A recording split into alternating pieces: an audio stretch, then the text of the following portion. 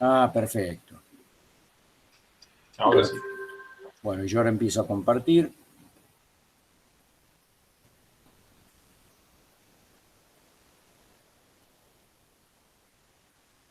Así que hoy vamos a compensar digamos, la sobreintensidad de las anteriores. Vamos a hacer una un poco más liviana. Ahí está. Bueno, lo que habíamos visto en las clases anteriores, vuelvo otra vez a la misma formulita que todos conocemos, de la velocidad en una máquina asincrónica, tiene, digamos, en donde se observan cuáles son los tres factores sobre los cuales puedo actuar para cambiar la velocidad, la frecuencia, que es lo que más estuvimos viendo, la polaridad, que es lo que vimos primero, y el resbalamiento, que era lo que nos faltaba ver, ¿no? El cambio de resbalamiento se puede realizar por distintos recursos. Hay recursos que tienen peor rendimiento, digamos, un rendimiento realmente muy malo, otros recursos que tienen un rendimiento bueno, pero que en definitiva implican algún tipo de, digamos, de inversión importante electromecánica y se han ido reduciendo en su aplicación, reduciendo, se han ido dejando, obviamente dejando de aplicar ya, y recursos sucedáneos que permiten hacer lo mismo con electrónica de potencia, pero que están más bien orientados a grandes máquinas.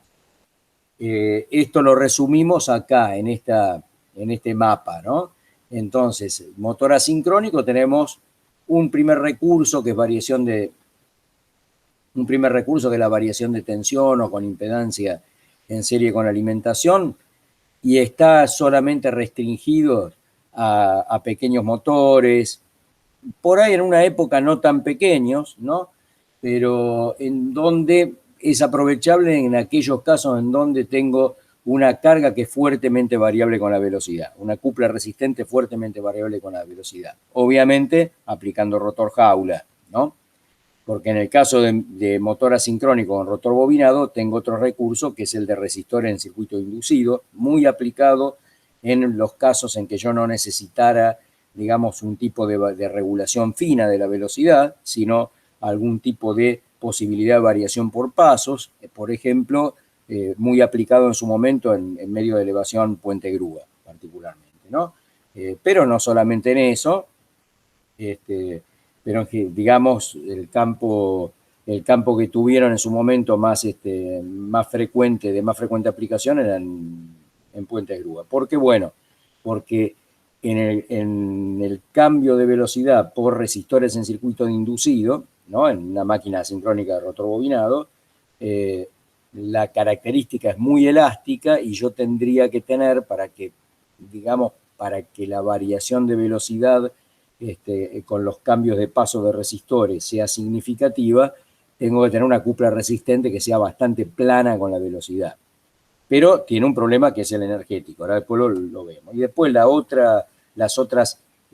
otros recursos, que es directamente decir, bueno, como con resistores inducidos puedo tener cambio de velocidad, pero tengo una tremenda pérdida en el circuito de inducido y el rendimiento del accionamiento es realmente pésimo, pues entonces lo que se procura hacer es tener una cascada que permita reinyectar la potencia de resbalamiento en el sistema.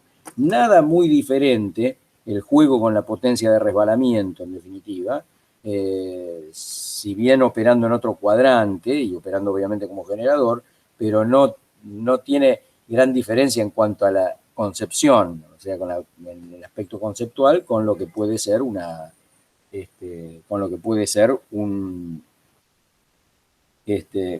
máquina sincrónica doblemente alimentada, como se aplica para generación de velocidad variable. De todos modos, según cómo se implemente la cascada electrónica, no es tan así. Pero bueno, para máquina de rotor bobinado, la aplicación de cascadas, sea electromecánica o cascada estática o electrónica, permite recuperar la potencia de resbalamiento. Recuperar la potencia de resbalamiento.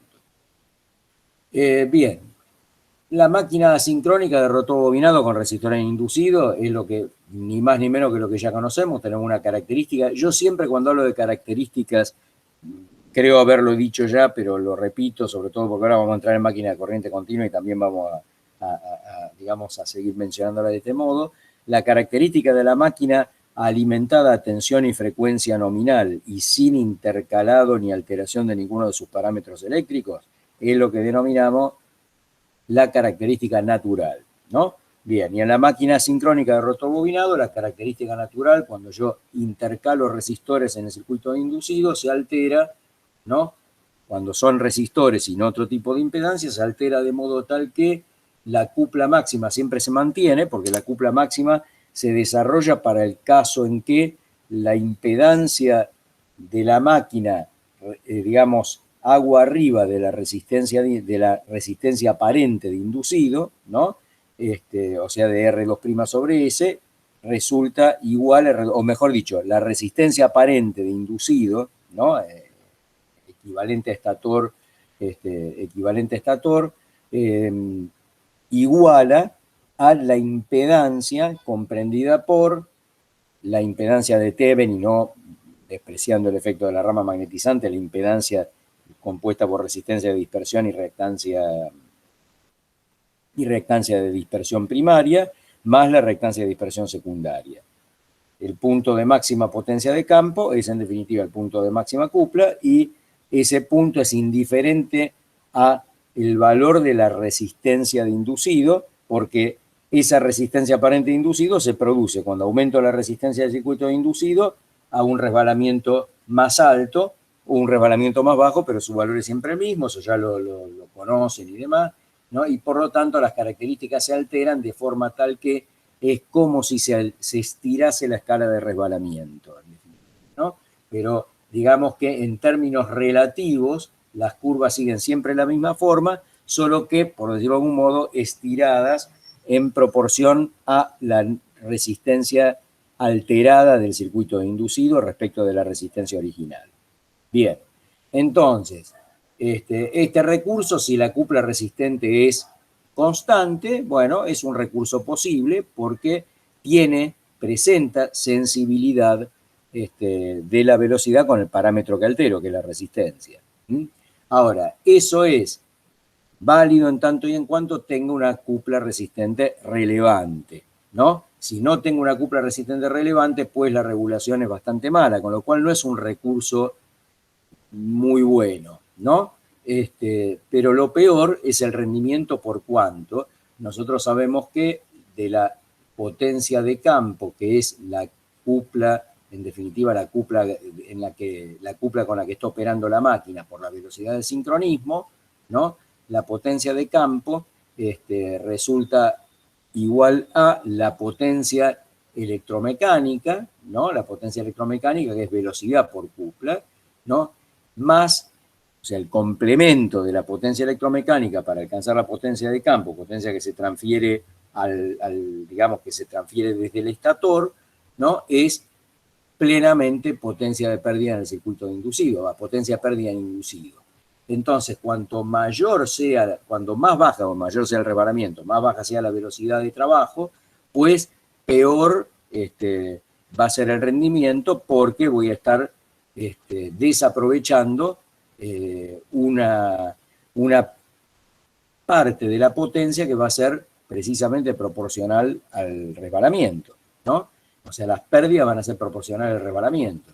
Si acepto que para un determinado punto de trabajo, con un resbalamiento relativamente alto en el punto de trabajo, las pérdidas en inducido son bastante mayores que el resto de las pérdidas de la máquina, puedo decir que el rendimiento, ¿no?, es igual a, bueno, potencia electromecánica dividido potencia de campo. Si desprecio el resto de las pérdidas, basta con decir que, bueno, que la potencia absorbida por la máquina es prácticamente la potencia de campo, porque en definitiva que la potencia absorbida sea algo mayor que la potencia de campo no va a alterar el cociente, por cuanto la potencia electromecánica para un resbalamiento alto es bastante menor que la de campo. Entonces, finalmente puedo decir, bueno, como la velocidad de rotor es 1 menos S por la de sincronismo, en definitiva, y la cupla resistente, por supuesto, es la misma, ¿no?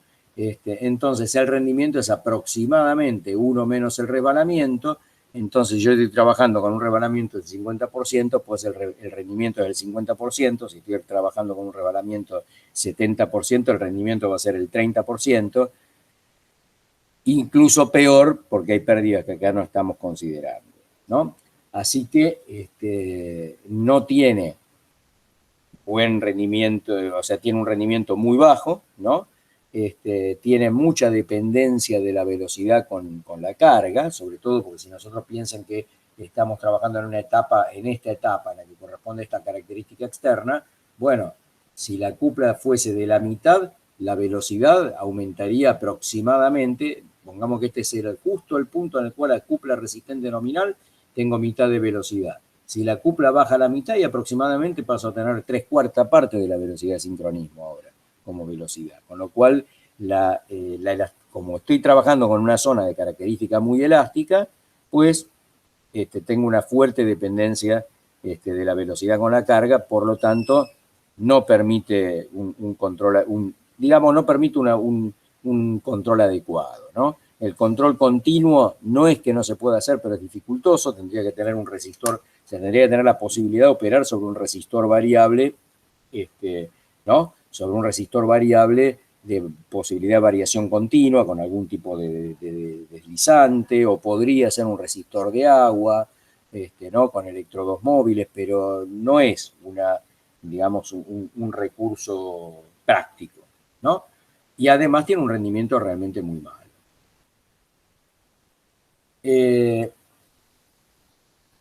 La otra cuestión es que en caso que yo tenga una característica de cupla resistente que presenta cambio variable con la velocidad, dicho de otro modo, por ejemplo, la clásica cuadrática o cuasi cuadrática, como estoy dibujando acá, bueno, cuando yo agregue resistores rotóricos, la baja de velocidad, que es un poco lo que vimos antes, no es tan, digamos, no va a ser la esperada, ¿no? Y puede que para, digamos, fuertes variaciones o sea, con una variación muy amplia de resistores, de la resistencia del resistor del reóstato intercalado, no llegue a tener una sensibilidad importante en el cambio de velocidad. O sea, las velocidades no se, por decirlo de algún modo, no difieran demasiado de la velocidad de trabajo, para las características naturales, ¿no? Entonces, el rango de regulación queda bastante acotado. El rango de regulación queda bastante acotado. Y eso es lo que estamos, digamos, manifestando ahí. Hay otro recurso, ¿no? Que ya no es agregar resistores. Obviamente, lo anterior requiere de una máquina asincrónica retrobobinado, requiere de un reóstato, o dicho de otro modo, un conjunto, un banco de resistores con un sistema de conmutación, ¿no? Eso, por supuesto, desde el punto de vista de equipamiento electromecánico, no es barato, ¿no? Lo que tuvo en su momento sí es robustez, ¿no? Robustez porque, a ver, ¿cómo podemos decir? Es un sistema que requiere de mantenimiento. De hecho, hace muchos años, digamos, en acerías, en una acería que yo trabajé hace mucho tiempo, que tenía un puente grúa con este sistema, que debe seguirlo teniendo. Bueno, la atención a defectos era bastante habitual, pero lo que es cierto, digamos, la reparación no requiere de conocimientos sofisticados, no tiene sensibilidad a la polución electromagnética prácticamente. Entonces, por años se mantuvo fundamentalmente porque, sobre todo en el medio de elevación, le atribuían una confiabilidad que no podían darle todavía a los medios de variación más sofisticados. De hecho, ahora ya creo que no debe estar en actividad, pero hace años venía alguien de una firma que, bueno, a transferir experiencia, digamos, de una serie importante, a transferir experiencia, porque estaba, digamos, en la ingeniería de los medios de elevación, y en ese momento, estoy hablando año 2003, 2004, todavía estaban reticentes a aplicar variadores de velocidad a la elevación. Sí al traslado, no a la elevación, por temor a la mayor sensibilidad que pueden tener los dispositivos electrónicos en, ¿cómo se dice? Ante sparks, ante sobretensiones rápidas, o bien por problemas que puedan aparecer en la compatibilidad electromagnética, que puedan afectarlo, y bueno, cuando se trata de un medio de elevación en una acería que puede llegar a estar llevando una cuchara volada, por ejemplo, el problema de seguridad ya es crítico. Bien, ahora vamos a otro medio, otro recurso, que es un recurso que se emplea, es un recurso empleado para máquinas, o sea, el recurso anterior, como le mostraba, de resistores intercalados y demás, si bien es cierto que el rendimiento es muy pobre, también es cierto que en esa, digamos, en esa gama de, o mejor dicho, en esa gama de motor, en esa aplicación particular, la potencia insumida en relación a la potencia que puede llegar a demandar un establecimiento industrial, es muy probable que sea despreciable, ¿no? Con lo cual, si bien intrínsecamente el rendimiento sea malo, de todas maneras en el conjunto tiene un muy bajo impacto, ¿no? Tiene un muy bajo impacto, porque forma parte en definitiva de un servicio que no es la propia, digamos, el propio núcleo, el propio corazón de la cadena de producción. Este otro recurso que les voy a comentar ahora es el de variación de resbalamiento por cambio de tensión. Bueno, en general, yo diría la variación es más bien por autotransformador o por variador de tensión, ¿no? Un variador de tensión es lo que vimos en el caso del arrancador suave. Bueno, esto sería un recurso, ¿no?, que permitiría con un dispositivo variador de tensión de la misma concepción de un arrancador suave, ¿no? Bueno, variar la tensión aplicada a un motor y cambiar la velocidad. ¿Qué pasa con esto? También, de todas maneras, el rendimiento es malo, porque yo estoy cambiando, digamos, estoy alterando el resbalamiento. Lo que hago con este recurso es simplemente bajar, en definitiva, alterar la característica par velocidad de forma, digamos, en relación a la tensión, de manera tal que esa característica va a resultar más baja, ¿no? Y lo que va a ocurrir en consecuencia es que aumenta el resbalamiento, pero el problema ¿cuál es? Que va a pasar a trabajar ahora la máquina a un punto en el cual la corriente puede llegar a ser significativa, ¿no? Bien, entonces voy a requerir en general de una característica, por decirlo de algún modo, una característica de una máquina con una característica externa que ya de por sí sea elástica. Eso ya presupone, ¿no?, un bastante pobre, ¿cómo se dice? Un bastante pobre rendimiento, aún en el caso de operar con tensión plena, ¿no? Porque siempre un resbalamiento alto implica un mal rendimiento.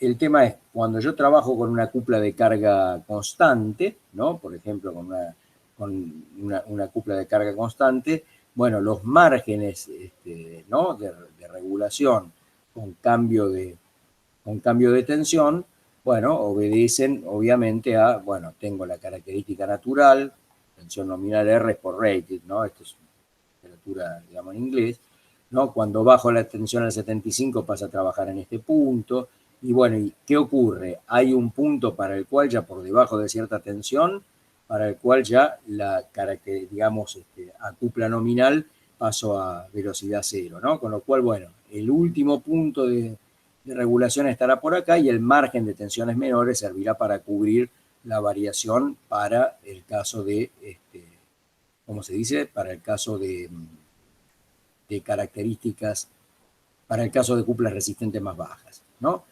Y las pérdidas son importantes, sin duda, porque de la misma manera que vimos antes, el recurso es en definitiva, no altero la resistencia de inducido, pero igualmente altero el resbalamiento, igualmente, digamos, la potencia de campo siempre va a ser la cupla de carga multiplicado por la velocidad de sincronismo, o sea, la cupla resistente por la velocidad de sincronismo, y la potencia electromecánica siempre va a ser la velocidad por la cupla resistente, ¿no?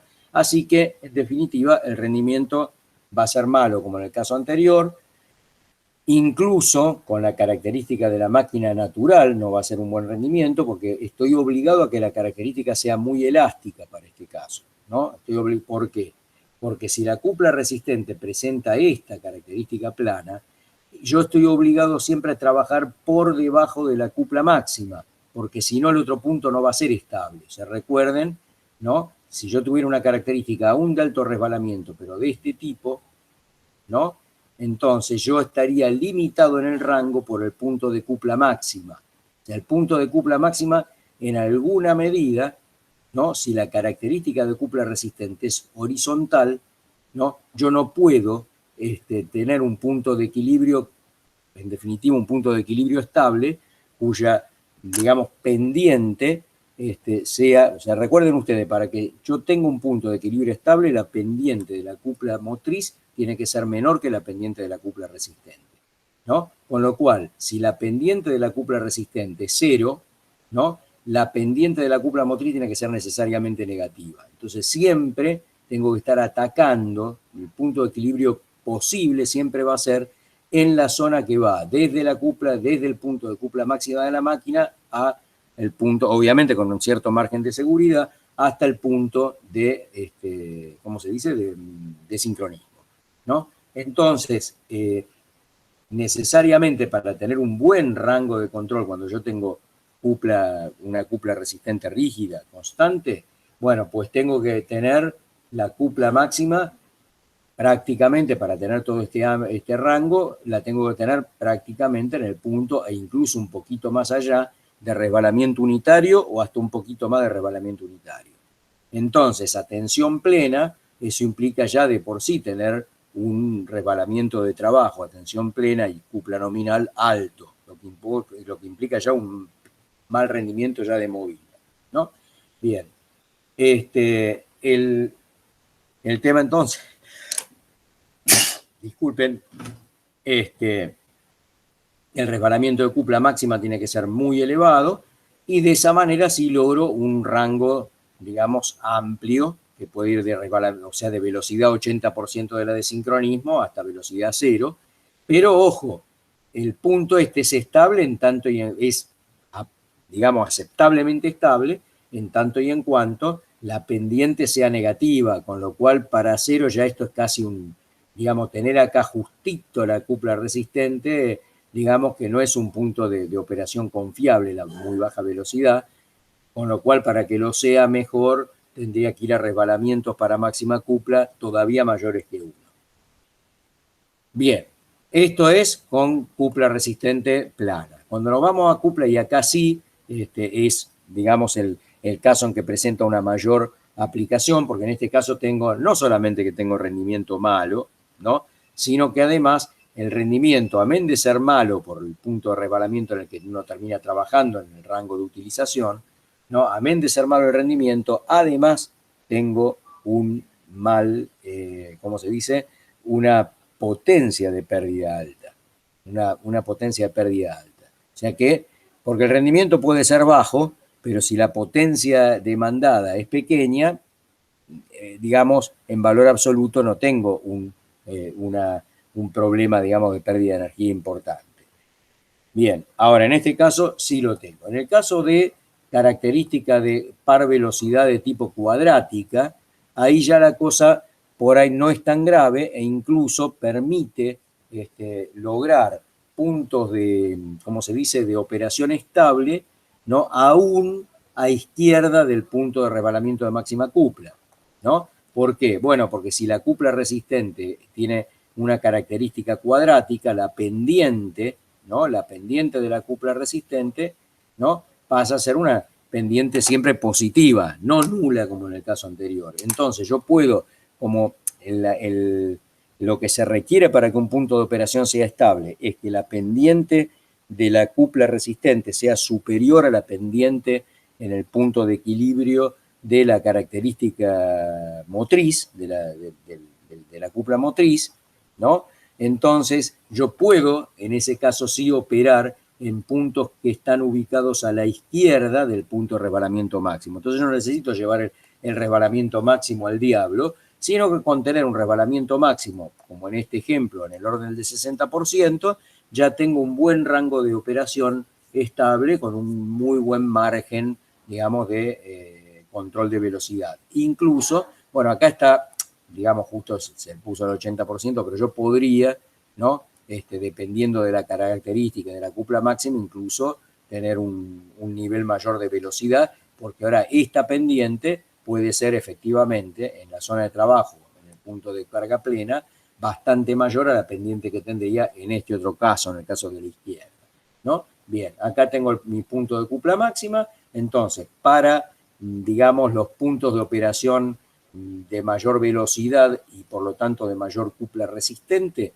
voy a estar operando a derecha del punto, o sea, en la zona que tradicionalmente es la zona de operación estable, ¿no? En la zona de pendiente negativa de cupla resistente, pero para velocidades más bajas y cuplas pequeñas, puedo estar operando este lado. Ustedes dirán, bueno, todos sabemos que a izquierda del punto de resbalamiento máxima, de máxima cupla, la corriente se va a valores elevados, ¿no? Pero ¿qué ocurre? La corriente se va a valores elevados, pero yo la estoy alimentando con una tensión pequeña. Entonces, al estar alimentándola con una tensión pequeña, si bien la impedancia se empieza a parecer a la impedancia de rotor bloqueado, por ejemplo, la impedancia de rotor bloqueado está en el orden, un suponer, del 16%, ¿no? 18%. Entonces, una impedancia de rotor bloqueado está en el orden del 18%, bárbaro. Bueno, con lo cual, o 16, 17. Bueno, la corriente se va a 6 veces la nominal con tensión plena.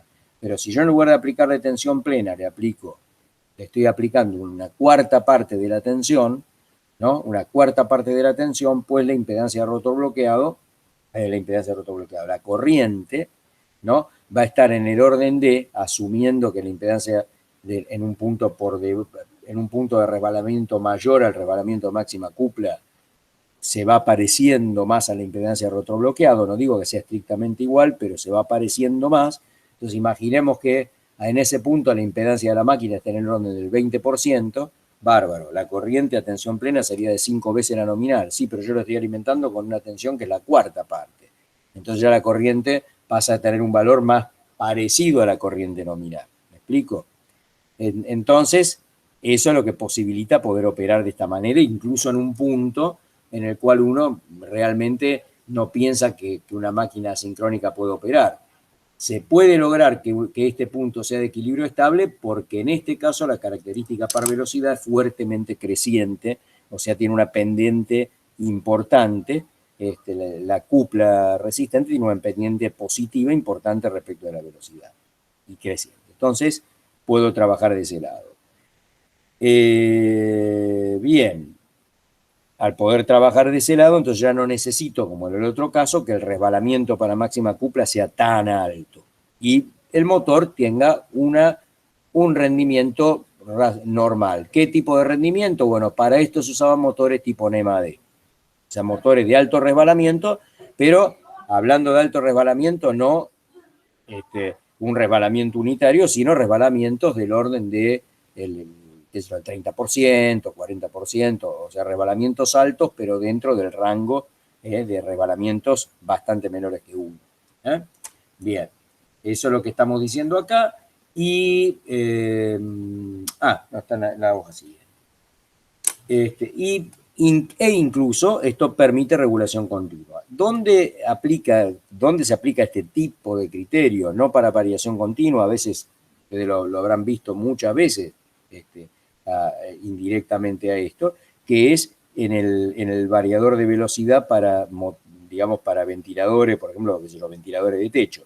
El ventilador es el clásico dispositivo que ofrece una cupla resistente proporcional a la velocidad al cuadrado, ¿no? Entonces yo, variando la tensión aplicada, ¿no? Altero la característica de la máquina, ¿no? Y se estabiliza a velocidades más altas, más bajas. Lo que tiene de importante esto, ¿cuál es? Que como la característica par velocidad de la carga es estable, siempre la misma, en tanto yo no modifique las palas del ventilador, la característica par velocidad es siempre la misma, entonces yo sé que para cuando pongo el selector de tensión en un punto determinado, la velocidad que alcanza es una velocidad determinada, ¿no?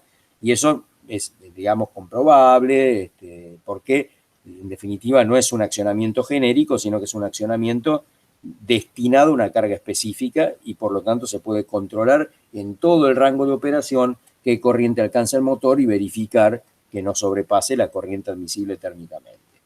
Pero también esto se puede utilizar incluso para este tipo de cargas, por supuesto, pero para variación continua y ajuste, digamos, continuo de velocidad, poniendo una determinada referencia. O sea que esto lo puede utilizar también para un sistema de variación continua, ¿no? De control, digamos, de un sistema de control pudiendo variar en forma continua la velocidad, ¿no? Esto es un esquema muy de principio, pero simplemente yo puedo hacer un sistema de lazo realimentado en donde, bueno, en función de la velocidad, comparo con la velocidad deseada y a través de un lazo de control operar sobre los tiristores o sobre el ángulo de disparo de estos tiristores. Esto es un variador de tensión, tal como vimos tal como lo vimos en el sistema de arranque tipo, ¿cómo se dice? Llamado arranque suave. ¿Está? Digamos, una implementación electrónica similar. Ahora bien, ¿cómo varía la corriente? Porque yo les dije acá que, bueno, obviamente acá voy a tener una corriente, acá voy a tener otra, y puedo pensar, ¿no? En que, claro, ¿qué ocurre? Acá la corriente toma un valor determinado, pero a medida que la velocidad baja, aumenta mucho el resbalamiento y la corriente tiene que aumentar. Pero por otro lado, yo les dije, baja la tensión aplicada, con lo cual, digamos, al bajar la tensión aplicada, el resbalamiento aumenta, baja la impedancia, pero la corriente hay que ver si alcanza el valor, un valor crítico o no, ¿no? Bueno, una manera muy sencilla de entender cómo resulta la corriente en este caso es a través de esta ecuación. Nosotros sabemos que la cupla, o sea, interesante porque acá me desligo incluso de la característica externa y los parámetros, excepto la resistencia de inducido, del motor asincrónico. Simplemente digo, mira, la cupla que eroga el motor asincrónico es 3, bueno, es la potencia de campo, que es 3i cuadrado por R2 sobre S, ¿no? La potencia de campo es 3i cuadrado por R2 sobre S, dividido omega S es la cupla electromagnética. Esto es, ¿no? Es así. Y esta cupla motriz tiene que ser igual a la cupla resistente, que es proporcional al cuadrado de la velocidad, ¿no? Bueno, como nosotros sabemos que para la característica cuadrática, cupla resistente es igual a cupla resistente a velocidad base, ¿no? Imaginemos fuera velocidad de sincronismo, porque aproximadamente la velocidad nominal va a ser cercana a ella, ¿no? Por la velocidad de rotor dividido omega s elevado al cuadrado, y por supuesto velocidad de rotor dividido omega s, esto es 1 menos s, ¿no? Así que tengo esta relación. Entonces, esta relación me permite decir cuál tiene que ser, partiendo de una dada resistencia, cuál tiene que ser la corriente que hace que, cuál tiene que ser la corriente para un dado resbalamiento. Y es más, puedo determinar cuál es la máxima corriente. ¿Tá? O sea que en definitiva, mi corriente I2, lo voy a poner por acá, va a ser igual a, lo deducimos, es R0 al cuadrado por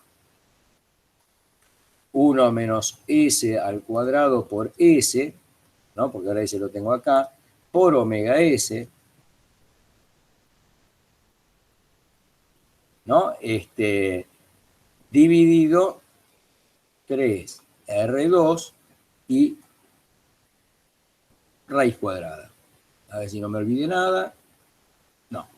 ¿No? Bien, entonces yo puedo sacar qué corriente de inducido se necesita, ¿no? O en todo caso, corriente inducido referido a estator, ¿no? En función del resbalamiento y de la resistencia R2. Y acá hay algo interesante. Primero, que hay un máximo valor de corriente inducido que se puede deducir de acá. En definitiva, el máximo de I2 al cuadrado, en definitiva va a corresponder con el I2, ¿no? Será cuando, ¿no?, la derivada respecto de S de I2 al cuadrado sea igual a 0, ¿no? Así que, como esto queda función del resbalamiento, ¿no?, se puede hacer la derivada en definitiva de esta función de resbalamiento y determinar, bueno, y llegar a que el valor que se alcance es este. O sea, la máxima corriente, fíjense que es la derivada respecto de S, en definitiva, la derivada respecto de S, de esta función que no deja de ser un polinomio en S, ¿no? Al cuadrado por S, ¿no? Perdón, ahí, ¿no? Que no deja de ser esto un polinomio en S, y esto dará menos 1 menos S por S, que sería la derivada del... La derivada de esto es 2, perdón, 2, ¿no? Y luego por la derivada de menos S, que es S, ¿no? Que es menos 1, perdón, por S más 1 menos S al cuadrado por la derivada de S, que es 1, ¿no? Y esto igual a 0, ¿no? Así que, bueno, operando en esta expresión se puede determinar que S tiene que ser igual a 1/3. Ah, bien, entonces, ¿qué es importante de esto? Que la corriente que se alcanza es inversamente proporcional a R2. Con lo cual, no solamente yo necesito que la característica sea elástica para mejorar, en definitiva, el rango de operación, ¿no? Porque, imaginen esto, yo digo, vamos a poner una característica rígida, ¿no? Esta característica rígida, y ahora le bajo la tensión al 70%, entonces me queda una característica que todos los puntos erogarían una cupla de la mitad, ¿no? Ahí. Entonces, más o menos esta es la curva. Bueno, y la característica, acá, perdón, esta no es cuadrática, vamos a hacer la cuadrática así. Y la regulación va a ser muy mala. Y es posible, ¿no?, que incluso cuando la característica está acá, la regulación acá tenga bastante indefinición en la velocidad, las pendientes incluso se parezcan y no pueda lograr la estabilidad, ¿no? Entonces, digamos, la característica tiene que ser blanda, pero además, y esto es importante, yo lo dije recién, que la característica tiene que ser blanda, no tan blanda como cuando la cupla es rígida, pero de todas maneras tiene que ser blanda también por esto, porque la corriente máxima en el rango de regulación se produce para S igual a 1/3 y es inversamente proporcional a la raíz cuadrada de R2. Entonces yo necesito que R2 sea bastante alto, que sea bastante alto. Entonces, en alguna medida, esto nos condiciona, ¿no?, en la resistencia de inducido, nos condiciona la elasticidad que tiene que tener la máquina. Tiene que ser un R2 más bien alto también para que la corriente en su rango de operación, la máxima corriente en su rango de operación, no supere la corriente admisible. Bien, no supere la corriente admisible. Se podría un poco jugar con valores por unidad, pero en definitiva cae en que yo necesito resbalamientos de máxima cupla del orden del 30%, una cuestión por el estilo, con lo cual a cupla nominal, imaginando que, digamos, y a cupla nominal quizá tenga resbalamientos de 8 o 10% tranquilamente. Bien. Si bien, perdón, por último, si bien el rendimiento es malo, acá el rendimiento es malo, de todas maneras estoy hablando de una cupla resistente que es de la cuarta parte, no dije la cuarta parte, pero a mitad de velocidad, por ejemplo, estoy hablando de una cupla resistente que es de la cuarta parte de la cupla resistente inicial, ¿no? Con lo cual, si bien el rendimiento es bajo, de todas maneras la potencia absorbida es, por ser la cupla baja, también baja.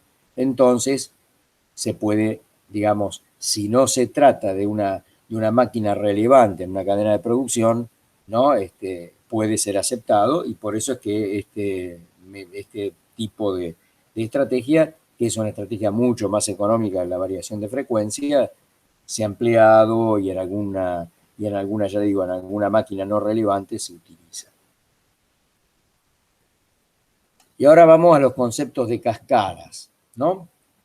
Bueno, el concepto de cascada es, en definitiva, el recurso que nos permite aprovechar la potencia de resbalamiento cuando yo estoy, digamos, bajando la velocidad a expensas del aumento de resbalamiento. La máquina, digamos, la máquina asincrónica, en principio mi máquina principal es una máquina asincrónica de rotor bobinado, ¿no? La máquina asincrónica de rotor bobinado, que para arrancar, por eso es que aquí hay una llave de conmutación con dos posiciones, ¿no? Arranca con un arranque rheostático típico de una máquina asincrónica de rotor bobinado, ¿no? Bien. Y luego se conmuta, que esto, una vez que arrancó, está la máquina en velocidad, se conmuta en lugar de sobre un resistor, sobre el reóstato, ¿no? En lugar de mantenerla sobre el reóstato, se conmuta a un sistema de, ¿cómo se dice?, de recuperación de la potencia de resbalamiento, ¿no? Entonces nosotros tenemos potencia de campo, pensando en que estamos despreciando las pérdidas restantes en la máquina, que estoy trabajando con un cierto resbalamiento que me permite decir eso. Entonces yo prácticamente la potencia absorbida de la máquina, la potencia de campo, ¿no? Acá se dice P1, y de la potencia de campo, ¿no? Yo transfiero al circuito inducido P por S, también asumiendo que, como el resbalamiento es alto, la influencia de la caída en la resistencia interna de inducido es poco apreciable, ¿no? Es despreciable. Bien. Entonces, esa potencia de resbalamiento que yo estoy sacando por acá, ¿qué es lo que hago con ella? Bueno, lo que busco es devolverla, y hay dos formas de devolverla. Una la define la cascada Jervius, otra la define la cascada Kramer. Una forma de devolverla es devolverla a la red. Es potencia eléctrica de resbalamiento y se devuelve a la red. Eso define, en alguna medida, no define, aplica la cascada denominada Kramer o de cupla, Jervius, perdón, o de cupla constante. Ojo, en alguna literatura las dan vuelta, pero yo en su momento, digamos, diría que en la mayoría de los casos la he visto a esta tipificada como Jervius. Bien. Esta cascada, entonces, ¿qué es lo que hace? Bueno, lo que hace es simplemente toma la potencia de resbalamiento y ahora la tiene que mandar a la red. ¿Cómo la manda a la red? Y yo necesito un conversor de frecuencia. Pero antes no había a lo mejor un dispositivo conversor de frecuencia, entonces se hacía con máquinas. Bueno, yo acá en gris abajo, casi de vergüenza, no estoy poniendo la máquina que había originalmente en este dibujo, que era una conmutatriz. ¿Ustedes escucharon hablar alguna vez de la conmutatriz? No creo. Bueno, la conmutatriz en definitiva es un convertidor de corriente alterna, digamos, de potencia en tensión alterna a potencia en tensión continua, ¿no? Es un conversor de frecuencia en definitiva. Pero ¿por qué digo convertidor? Porque la conmutatriz es reversible.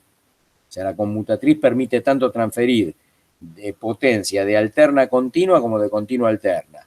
Y se apoya en definitiva en la, digamos, en el hecho que, recuerden, que probablemente lo hayan estudiado, el hecho que la frecuencia de las tensiones inducidas en escobillas de un arrollamiento de colector, ¿no?, depende de la frecuencia de giro del flujo. Si el flujo queda detenido en el espacio, ¿no?, y los conductores se mueven respecto del flujo, yo capto en las escobillas una tensión continua, sin perjuicio de que para los conductores que componen ese bobinado, o sea, los elementos que componen ese bobinado, tienen tensión inducida alterna. Pero el sistema colector-escobilla, ¿no?, lo que hace que es rectificar, ¿no? Entonces, la conmutatriz era un elemento que, además de tener una excitación, tenía un arrollamiento rotórico de anillo trifásico, ¿no? En algún caso podía ser incluso el mismo arrollamiento, pero con extracciones de anillo trifásicas, al cual yo alimentaba desde la red de alterna y luego captaba tensión con las escobillas y, por supuesto, esa máquina es una máquina sincrónica, gira en sincronismo, ¿no? Al girar en sincronismo, ¿no? Entonces el campo, digamos, provocado por las corrientes absorbidas del lado alterna pasa a quedar fijo, porque el rotor gira en sincronismo, las bobinas están en el rotor, entonces el campo queda fijo en el espacio y las tensiones captadas por las escobillas terminan siendo tensiones continuas y se regula, o sea, existe una excitación de todas maneras, ¿no? En definitiva, el campo de reacción de inducido debido a las corrientes de alimentación es fijo, pero tengo a su vez una excitación de continua, fija en el espacio también, y eso permite, bueno, disponer en las escobillas tensión continua. Eso era un rectificador, pero que es bidireccional, ¿no? Eso se utilizó mucho, ¿no? En lugar de rectificadores clásicos, pero allá lejos y hace tiempo. Ya hace mucho tiempo que se utilizan los rectificadores de estado sólido, por eso acá está de estado sólido. No obstante, para esta aplicación en particular, la conmutatriz presentaba ventaja porque era reversible y podía operar incluso, digamos, podía tener una operación tanto haciendo que la máquina opere como motora como generador, o sea, tenía reversibilidad. Pero después se fue directamente a un rectificador y chao. Entonces, yo acá tengo un rectificador. Este rectificador que alimenta una máquina de corriente continua que en definitiva opera como motor, ¿no? Y esa máquina de corriente continua mueve una máquina de alterna, asincrónica en principio por una cuestión de costo, que está conectada a la red. Entonces, en definitiva, este rectificador lo que hace es transferir potencia al motor de corriente continua que mueve la máquina asincrónica, la hace operar en zona supersincrónica, levemente supersincrónica, y hace que la potencia que recibe el motor de corriente continua, que la transforma en mecánica y empuja al generador asincrónico, a la máquina asincrónica, a que trabaje a velocidad supersincrónica y devuelva potencia a la red. Obviamente que acá yo tengo, si tenía la conmutatriz, tengo una máquina que en definitiva es una máquina de corriente alterna de colector, tiene pérdidas por deconmutación, inducido, bueno, en fin, no tiene un gran rendimiento, ¿no? Porque encima tengo las pérdidas propias de colector. Bien, que transfiere potencia a otra máquina de corriente continua, en donde también tengo pérdida en excitación, pérdidas en colector, o sea, caída de tensión de escobilla. Bueno, y esa máquina recién una máquina asincrónica que también tiene un rendimiento seguramente mejor, pero tampoco, digamos, tampoco tenga pérdidas despreciables, que se conecta a la red. Con lo cual, en esta cadena, si tengo rectificador de estado sólido, bueno, dependiendo de la tensión, el rendimiento puede ser aceptable. Después paso por una máquina de continua que tiene un rendimiento, digamos, moderado, y una máquina asincrónica que tiene un rendimiento quizá mejor, pero de todas maneras con pérdidas que son en definitiva mensurables, ¿no? Bien, entonces, eso por el lado de la eficiencia energética y por otro lado el costo, ¿no? Y por otro lado el costo. Hay otra cuestión más también que por acá estamos marcando. Se necesita dos máquinas rotantes adicionales, ¿no? O sea, tengo esta máquina rotante, esta, y en otra época eran 4 máquinas rotantes, ¿no? Pongamos el caso más, por decirlo de algún modo, de generación intermedia. Tengo rectificador acá en la entrada, tengo 3 máquinas rotativas, de las cuales el tamaño de estas depende de qué? Depende del rango de regulación. Imaginemos que esta máquina está preparada para trabajar a la corriente nominal, ¿no? En todo el rango. Imaginemos que es una máquina importante que tiene ventilación externa, forzada externa, y por lo tanto puede operar en todo el rango a corriente nominal. Si la máquina asincrónica toma, digamos, su tope, su tope de aplicación, su rango de aplicación, su zona de utilización es a corriente constante, ¿no? Esa corriente constante significa corriente. Si yo lo que hago es cambiar resbalamiento y tengo, digamos, en definitiva, corriente constante si lo que hago es alterar el resbalamiento, es trabajar a cupla constante, porque la corriente y la cupla, si yo esto lo tuviera al circuito inducido aplicado sobre resistores variables, ¿no? Si yo para una cupla resistente plana determinada altero las resistencias, ¿no? Voy a tener siempre la misma cupla y siempre voy a tener la misma corriente. Porque recuerden que la característica es como R2' sobre S da igual en definitiva, ¿no? Alimentando la máquina a tensión constante, si yo mantengo la cupla resistente, pues se mantiene constante R2' sobre S por más que varíe el valor de R. En todo caso se acomodará. Aumento al doble de la resistencia del circuito inducido, se va al doble de rebalamiento, pero la corriente que toma es la misma, ¿no? Entonces, en este caso yo opero a corriente, si opero a corriente nominal, este sistema siempre puede elevar la misma cupla electromagnética. Por eso se le dice de cupla constante. Pero, ¿qué ocurre? Por acá se va la potencia de rebalamiento, que será, por supuesto, S por la potencia, aproximadamente S por la potencia nominal, si quieren, aproximadamente, ¿no? Entonces, estas máquinas, si yo, dependiendo del rango de rebalamiento con que yo quiero utilizar este sistema, estas máquinas van a tener una potencia que, si yo quisiera tener rango pleno, pues estas máquinas van a tener que tener la potencia igual a la potencia de la máquina principal. Porque si yo quiero trabajar a una velocidad muy baja a cupla nominal, pues entonces voy a tener una potencia de rebalamiento que va a ser prácticamente la potencia de la máquina, la potencia nominal de la máquina. Y entonces voy a tener 3 máquinas de gran tamaño. Si el margen por eso es que, digamos, esto resultaba más conveniente cuando los márgenes de variación eran más acotados. En algunas aplicaciones que yo puedo o requiero utilizar un margen más acotado, pues entonces sí tiene sentido porque la potencia de rebalamiento está por debajo, dependiendo del margen, por supuesto, el rango de rebalamiento que quiero utilizar la máquina, está por debajo de la potencia nominal. Ese es el motivo. Ahora, ¿cómo regulo esto?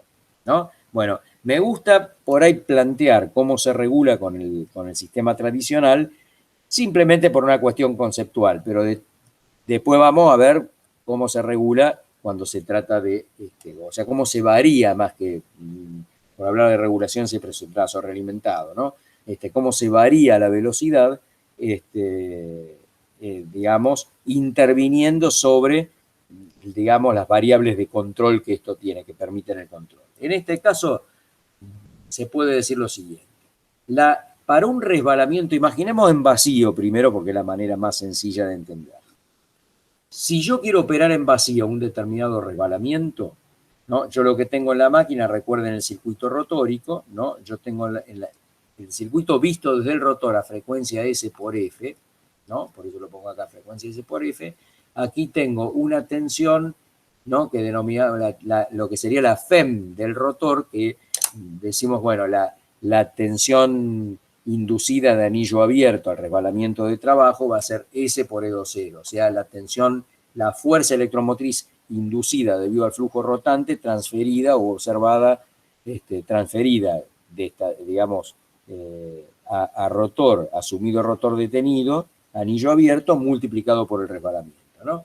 O sea, la fuerza electromotriz inducida, como si el rotor estuviera detenido por S, es la fuerza electromotriz inducida en el rotor girando a una velocidad omega S por 1 menos S. Bien, el rotor, por supuesto, el circuito rotórico tiene una reactancia que será S por la reactancia de dispersión a frecuencia nominal, ¿no? Y una resistencia R2, y luego va, ¿no? A partir de acá va, lo estoy dibujando en una fase, a un rectificador, ¿no? De todas maneras, el rectificador es trifásico, ¿no? Lo dibujo así por una cuestión esquemática. Entonces, de acá nos vamos a un rectificador. Entonces, la tensión que yo tengo en vacío aplicado al rectificador es S por E2.0, ¿no? Es S por E2.0, con lo cual la tensión a la salida del rectificador va a ser, bueno, la constante de rectificador, que depende, es un trifásico onda completa, yo no me acuerdo bien el número que daba, era 1 y pico, pero no lo tengo ahora en la memoria, ¿no?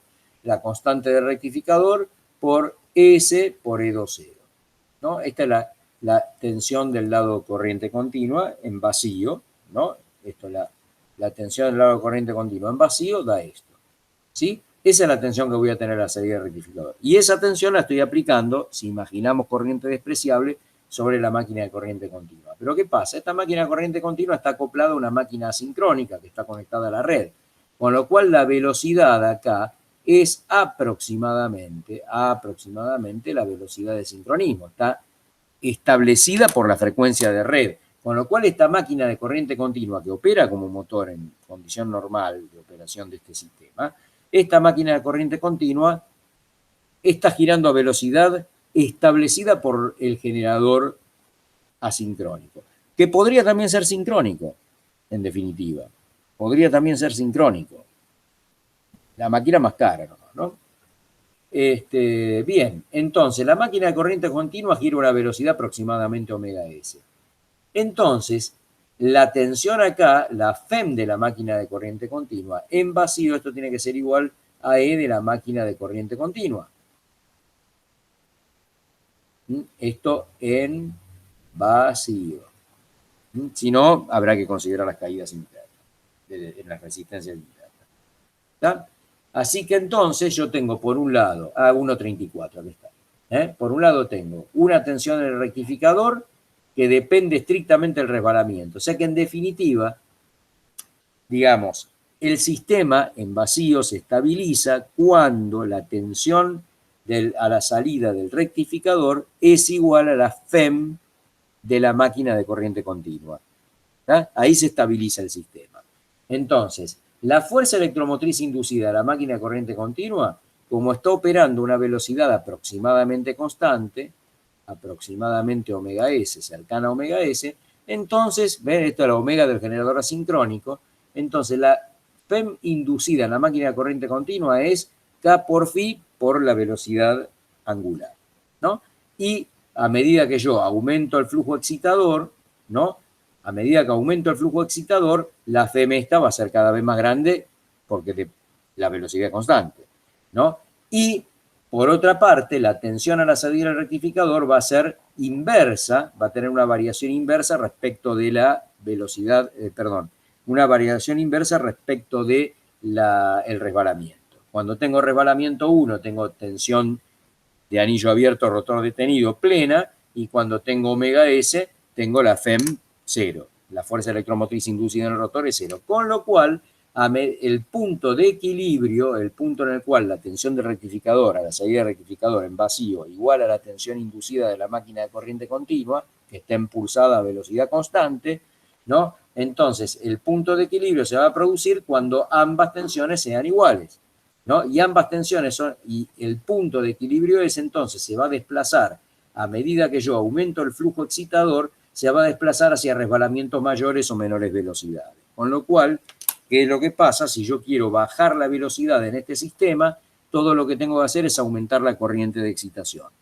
Cuando yo aumento la corriente de excitación, aumenta la FEM, ¿no? Entonces el resbalamiento aumenta para alcanzar el equilibrio. Ahora bien, ¿cómo es la mecánica? Imagínense esto.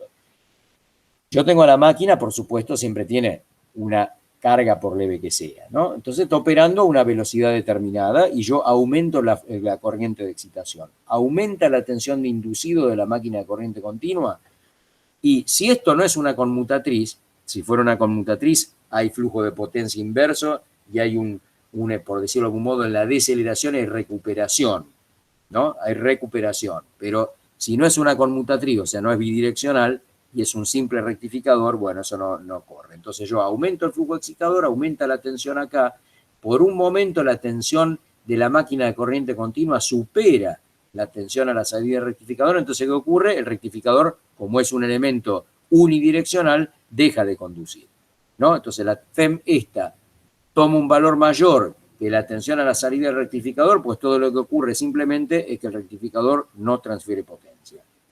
Al no transferir potencia, al anularse la corriente del circuito de inducido, desaparece cupla. La máquina transitoriamente no produce cupla. Y como siempre hay una cupla resistente, aunque más no sean las pérdidas mecánicas, la velocidad cae. ¿Hasta cuándo? Y cae hasta que nuevamente el resbalamiento alcanza un valor tal que la tensión inducida en el rotor, ¿no? Es tal que la tensión a la salida del rectificador resulta levemente superior a la FEM inducida en la máquina de corriente continua, se establece una leve corriente, ¿no? Una leve corriente que se asocia a la cupla electromagnética que necesito para soportar las pérdidas. En definitiva, cuando yo aumento el flujo excitador, digamos, transitoriamente se corta la corriente porque el elemento del rectificador solo puede transferir potencia desde el lado alterna al lado continua, cae la corriente, la corriente cae a cero, mejor dicho, la máquina decelera, ¿hasta qué punto? Hasta el punto en el cual la FEM a la salida del rectificador casi iguala a la FEM de la máquina de corriente continua. Eso es lo que marcamos acá, y pensando en la consideración de vacío, la tensión a la salida del rectificador, este es el 1,30 y pico que aparece acá, 3 raíz de 2 sobre pi, por la tensión de anillo abierto, rotor detenido, por el rebalamiento, ¿no? Y la tensión a la salida, la emborne de la máquina de corriente continua, también en vacío, velocidad de generador asincrónico por Kφ. Bueno, de acá surge entonces, ¿qué? El resbalamiento de equilibrio. A medida que yo aumento el flujo, aumenta el resbalamiento de equilibrio. Es ni más ni menos que eso. ¿Permite variación continua? Sí. La conveniencia del sistema, por supuesto, por el porte que pueden tomar, como se dice, el conversor de frecuencia, termina siendo conveniente en tanto sea un rango de operación acotado. Bueno, vamos ahora a lo que es la implementación electrónica, porque, digamos, lo anterior es nada más que, digamos, para entender conceptualmente cómo era el sistema tradicional, ¿no? Bien, pero cuando se trata ya de una cascada electrónica, que es lo que, en definitiva, cuando se hace hoy es lo que se implementa, yo lo que tengo es ahora la potencia de resbalamiento la transfiero, la transformo a una tensión continua, ¿no? Una etapa intermedia de tensión continua. En este caso es de corriente alisada, ¿no? De corriente alisada, o sea, es una etapa intermedia de corriente constante, ¿no? Y a la salida de esta etapa intermedia de corriente constante tengo un rectificador controlado, ¿no? Que está operando como ondulador. Fíjense que el rectificador en realidad está operando en inversa, ¿no? Recuerden que cuando yo tengo, vamos a ponerlo derecho, un rectificador controlado pensado para operar como rectificador, ¿no?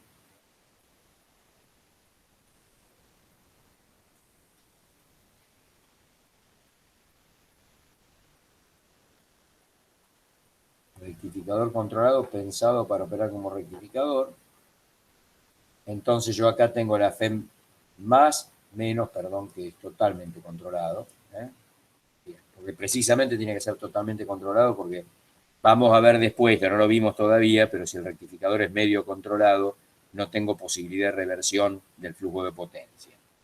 Entonces yo siempre voy a tener corriente saliente por acá, pero yo podría tener, para que esto trabaje como ondulador, retardo el ángulo de disparo referido a, pensando en el ángulo retardo, referido a la polarización directa correspondiente a la operación como rectificador, ¿no?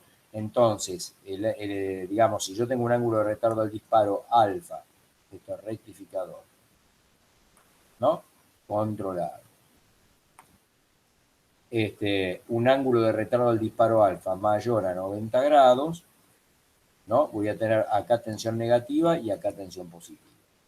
¿Sí? Por acá entra la corriente entra por el positivo y sale por el negativo, significa que mi flujo de potencia, ¿no? Va de esta manera. La potencia del lado corriente continua ingresa al dispositivo rectificador controlado y la potencia del lado corriente alterna egresa del rectificador y va a la red. Eso es lo que está hecho acá, simplemente está dado vuelta, fíjense, ¿no? Está esto rotado. Si yo esto lo agarro y lo roto, como es, 270 grados, lo pongo acá. Es lo que tenemos acá. Entonces, bien, yo acá lo que hago es operar como ondulador. ¿Por qué el transformador? Bueno, esto se lo voy a decir ahora brevemente, lo van a entender mejor, creo yo, que dentro de 2 clases, cuando veamos la máquina, ¿cómo es que se dice? La variación de velocidad de la máquina continua, porque estos temas sí importan más ahí, y es el siguiente. Cuando ustedes tienen un rectificador controlado, yo lo voy a colocar por acá, lo voy a hacer del lado rectificador porque me queda más fácil, ¿no?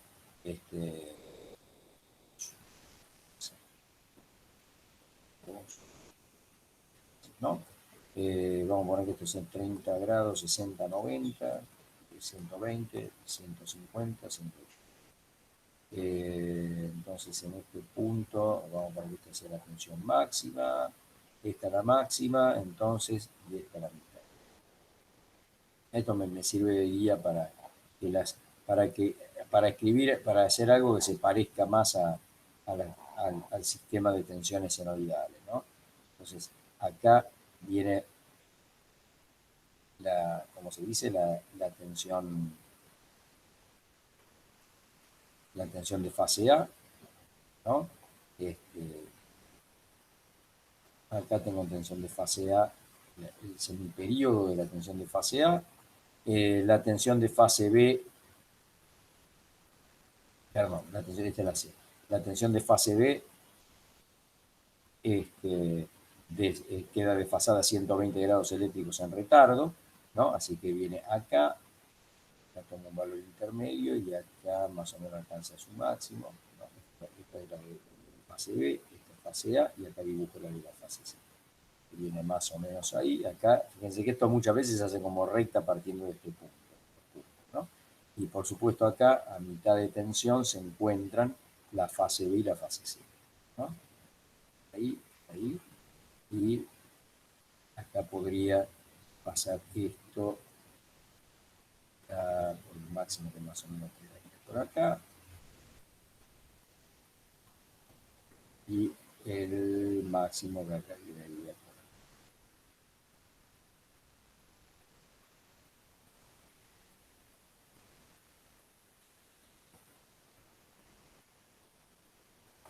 Perfecto, bien.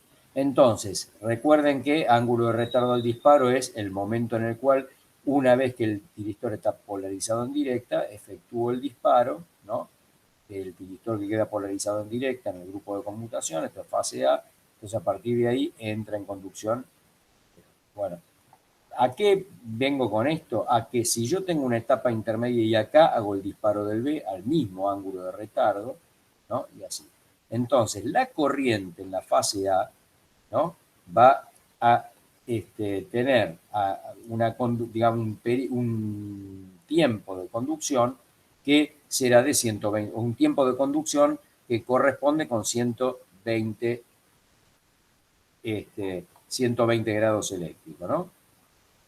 Este va a ser el tiempo, va a ser 2/3 de semiperíodo.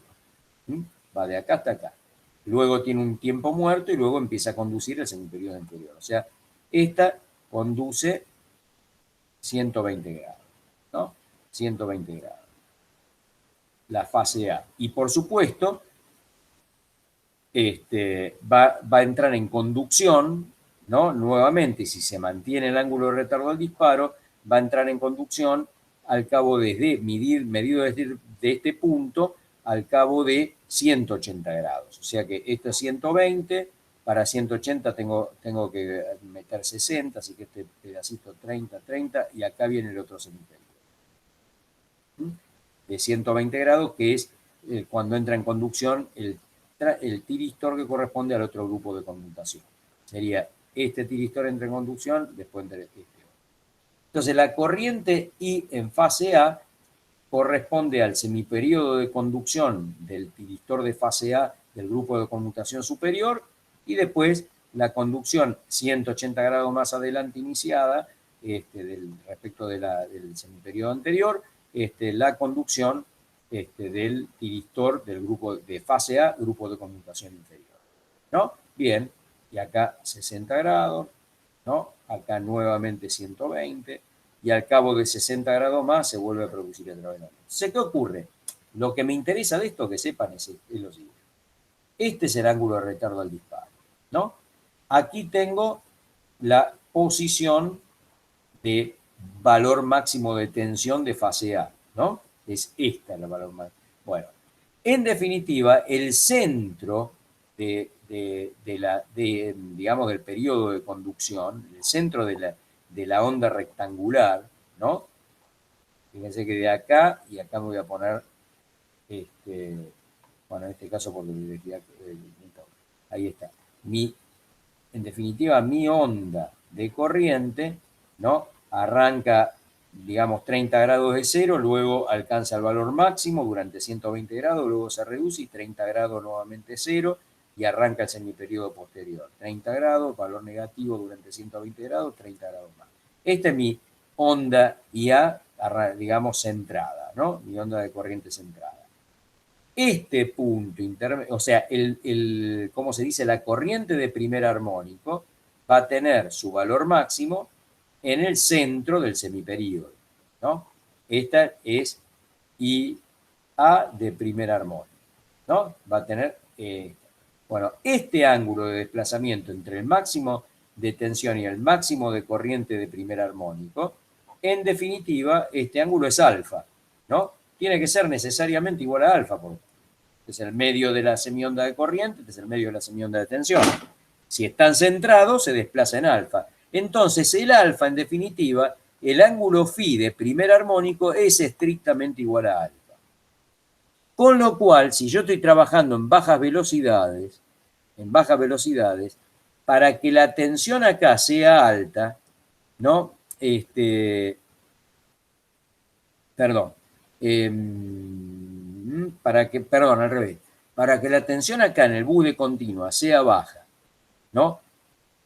Pero la tensión acá es siempre la misma, entonces yo necesito tener un ángulo de retardo al disparo muy grande. O sea, volviendo al punto, la tensión captada, o la tensión del lado corriente continua de un rectificador ondulador, no interesa porque en definitiva vale del mismo modo, digamos, la misma presión, va a ser igual al valor de tensión continua máxima, que es el que se produce con el rectificador con ángulo del retardo al disparo nulo, que esto es igual a la tensión de corriente alterna por 1,35 que vimos hoy, ¿no? Creo 1,34, 1,35 era la fórmula que vimos antes, multiplicado por el coseno de alfa, el coseno del ángulo alfa. Pero alfa es phi. Entonces, si yo quiero trabajar con bajo resbalamiento, ¿no? Pero plena cupla, la corriente que va a circular, o sea, la tensión va a ser baja, pero la corriente que va a circular por acá va a ser alta. Entonces yo voy a tener que transferir, ¿no? Voy a tener acá una corriente alta, una ID alta, pero con un ángulo de retardo al disparo, o sea, con un ángulo alfa importante. Si lo veo como rectificador, ¿no? Si lo veo como rectificador, o mejor dicho, si tomo como referencia el ángulo de retardo del disparo como ondulador, pasa a ser un ángulo bastante próximo a 90 grados. Si la tensión acá, para que la tensión acá sea pequeña, ¿no? Para que la tensión acá sea pequeña, con plena tensión del lado alterna, yo necesito que el ángulo de retardo del disparo sea alto porque la tensión máxima digamos, a la salida, la tensión máxima del rectificador ondulador de continua, que es ángulo de retardo del disparo 0 o 180 grados, según como lo vea, ¿no? Es directamente proporcional a la tensión del sistema de alterna multiplicado por un factor de rectificador, ¿no? Entonces, esa ya es la que es. Entonces, yo necesito una tensión en el bude continua. Si tengo una tensión en el bude continua bajita, voy a tener que tener un ángulo alfa próximo a 90 grados, ¿no? O sea que voy a tener una corriente, si la cupla resistente es alta, pero con un fuerte ángulo de retardo del disparo. Pero resulta que alfa es phi1, con lo cual paso a tener un muy importante, ¿cómo se dice?, consumo de reactivo. Porque voy a inyectar al sistema una corriente que si no estuviera este transformador es directamente una corriente aproximadamente en el orden de magnitud de la corriente en el bude continua, ¿no? En definitiva, el valor de cresta va a ser 4 sobre pi por ese valor, ¿no? Con del lado alterna, ¿no? Pero con un ángulo phi muy alto, un ángulo phi muy próximo a 90 grados, ¿está? Para que el coseno de algo próximo a 90 sea chiquito. Entonces, ¿qué es lo que se hace? O sea, ¿por qué tiene sentido este transformador? Bueno, porque en definitiva coloco acá un transformador reductor que adapte a la tensión de rotor detenido anillo abierto de la máquina y al rango de resbalamiento de utilización, de manera tal que yo no necesite tener un ángulo de retardo del disparo tan grande. En definitiva, este transformador lo que va a hacer, visto hacia la red, es reductor de corriente, ¿no? Y me va a posibilitar a mí, o digamos, reductor de corriente hacia arriba, o dicho de otro modo, reduce tensión hacia abajo, ¿no? Va a tener acá una tensión adaptada a la tensión de anillo abierto, de rotor detenido anillo abierto, ¿no? Y adaptada al rango de rebalamiento que voy a utilizar para poder trabajar, operar con un phi razonable y reducir el consumo de reactivo de la red. ¿Está? Ese es el motivo. Si lo vemos ahora desde el punto de vista de cómo regulo, bueno, es muy sencillo. Acá, en lugar de tener la máquina de corriente continua, lo que tengo es una tensión, digamos, a la salida del rectificador proporcional a la tensión ¿cómo se dice? La tensión de rotor detenido anillo abierto de la máquina, multiplicado por el resbalamiento y por el factor 3 por raíz de 2 sobre pi, que es el factor de rectificador, ¿no? Bien, esta es la tensión que yo tengo a la salida del rectificador. Y la tensión del lado, acá hay un inductor de alisado, en definitiva, que lo que hace es absorber el ripple, pero yo tengo acá un valor medio de tensión continua a la salida del rectificador y con el sistema en equilibrio, la tensión a la salida del rectificador, el valor medio de la tensión de salida del rectificador tiene que ser igual al valor medio de la tensión de entrada al ondulador compuesto por este rectificador controlado. La tensión de continua del lado rectificador, el valor medio de la tensión continua del lado del ondulador rectificador controlado, ¿no?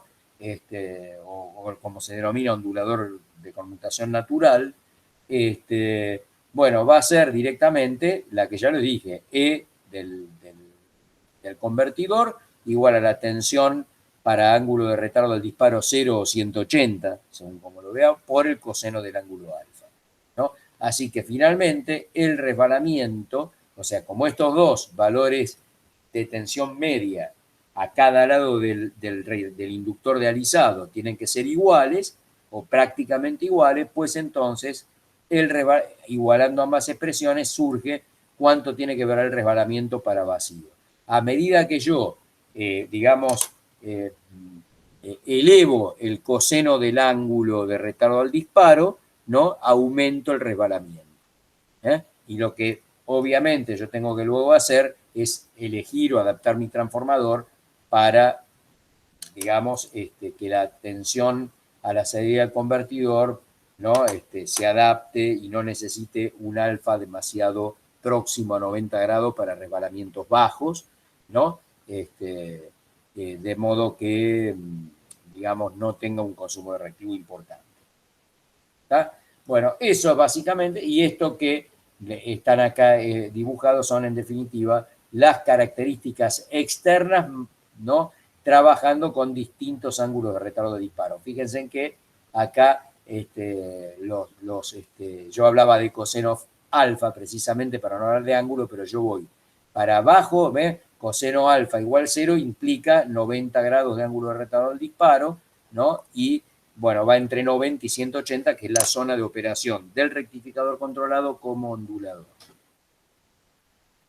¿Hay otra alternativa? Sí, se puede trabajar ya con una cascada electrónica reversible. Si yo trabajo con una cascada electrónica reversible, puedo llegar a operar ¿cómo se dice? En zona de resbalamiento negativo, o sea, velocidades supersincrónicas, y puedo incluso recuperar energía, ¿no? Energía cinética cuando hago trabajar digamos, cuando reduzco la velocidad, ¿vale? Es decir, yo estaba trabajando en una velocidad bajo digamos, aumento el resbalamiento, durante ese intervalo la potencia de resbalamiento va a tener un flujo contrario negativo, ¿no? Y voy a poder tener entonces potencia de campo transferida hacia la potencia de campo menor que cero. Si la potencia de resbalamiento, ¿no? La potencia de resbalamiento resulta menor que cero, ingresa al circuito rotórico, ¿no? En definitiva, la potencia de campo también se va a invertir. Si el resbalamiento, obviamente en el caso que el resbalamiento sea menor que, ¿cómo es? Mayor que cero, ¿no? Entonces, en ese caso, digamos, cuando provoco esa variación, tengo ingreso de potencia de potencia de resbalamiento, pues paso a tener potencia de campo transferida hacia el estator y por lo tanto hacia la red. Transitoriamente recuperación. Y además de eso, lo importante de esto es que puede trabajar en 4 cuadrantes, porque en definitiva puede trabajar a velocidades supersincrónicas o hiposincrónicas, ¿no? Entonces puede trabajar, ¿por qué? Porque puede trabajar en los 4 cuadrantes eléctricos, ¿no? Y por lo tanto tener potencia, puede tanto absorber potencia de resbalamiento como, digamos, tanto transferir potencia de resbalamiento hacia la red como, digamos, absorberla. Bien. Eso es, obviamente, porque acá coloco un ciclo convertidor, que el ciclo convertidor es reversible. El ciclo convertidor es reversible. Entonces, puede tanto transferir potencia de resbalamiento, ¿no? En la zona, digamos, hiposincrónica, como también en la zona supersincrónica, viceversa. Porque recuerden, ¿no? Que la...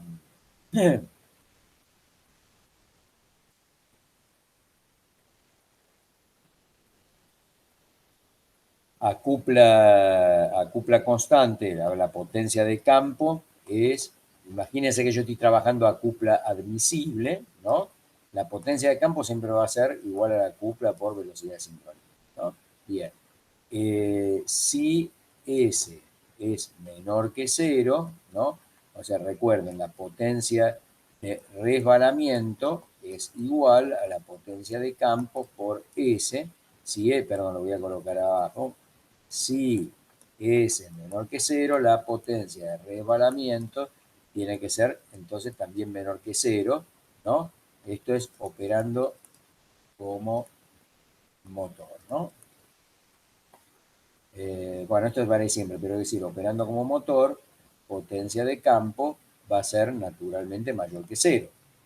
Cupla motriz positiva, velocidad de sincronismo la que es, la potencia de campo va a ser mayor que 0. Con lo cual, como la potencia de resbalamiento, como la potencia de campo es mayor que 0 y el resbalamiento va a ser menor que 0, ¿no? Si el resbalamiento es menor que 0, la potencia de resbalamiento tiene que ser menor que 0, con lo cual una potencia de resbalamiento menor que 0 significa una potencia inyectada al circuito inducido, no egresada al circuito inducido.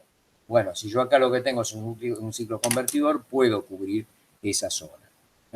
O sea que la máquina incluso puede estar operando como motor con velocidad supersincrónica, cosa que no puede hacerlo, digamos, si no inyecto potencia al circuito inducido, naturalmente estaría operando como generador, pero también puede operar como generador transitoriamente, ¿no? Bien, ¿por qué? Bueno, porque el ciclo convertidor permite operar en los 4 cuadrantes eléctricos. Bien, así que eso nomás, transformador, por supuesto, transformador adaptador, ¿no? El ciclo convertidor, y yo controlo, o sea, controlo en definitiva la frecuencia del ciclo convertidor, ¿no? De manera tal de, bueno, controlo la frecuencia del ciclo convertidor de manera tal de adaptar la frecuencia de red a la frecuencia de resbalamiento. Claro, acá está el punto también. El ciclo convertidor, como ustedes saben, no trabaja, digamos, a frecuencias muy, ¿cómo se dice?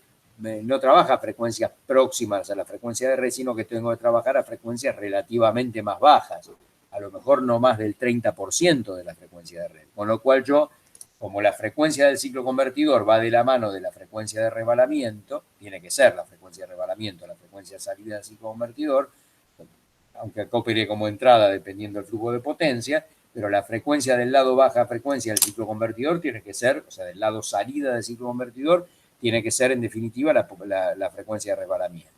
Si la relación de frecuencia de red a frecuencia de resbalamiento no puede superar, por decirlo de algún modo, de frecuencia de resbalamiento a frecuencia de red, perdón, no puede superar un orden del 30%, pues entonces el rango de operación de esta máquina de resbalamiento podrá estar en más o menos 30%, ¿no? El resbalamiento no podrá estar fuera de más o menos 30%, pero sí puede trabajar en zonas supersincrónicas.